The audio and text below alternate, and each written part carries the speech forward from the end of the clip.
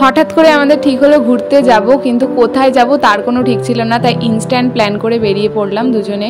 গেছিলাম সুন্দরবনে, কিন্তু না, এটা সেই সুন্দরবন না, এটা হচ্ছে টাকির গোলপাতা ফরেস্ট। একদম রিজনেবল প্রাইসের মধ্যে তোমরাও ঘুরে আসতে পারো, একদম কাছেই বলতে পারো। সেখানে ছিল সুন্দরবনের নানা গাছ, যেরকম গোলপাতা, গেওয়া, গড়ান, আরও কত কি গাছ ছিল। আর একদম এই ফরেস্টের শেষ প্রান্তে ছিল একটা টাওয়ার। ফরেস্টের একদম শেষ প্রান্তে গেলে বাংলাদেশ আর ভারতের যে শেষ প্রান্ত, ওটা মানে ওপারে বাংলাদেশ দেখা যাবে। আর এই লাস্টে একদম মিনি যে সুন্দরবনের সাইনবোর্ডটা দেওয়া রয়েছে, এই টাওয়ারটার উপরে উঠে গেলে পুরো গোলপাতা ফরেস্টটাকে উপর থেকে দেখা যাবে।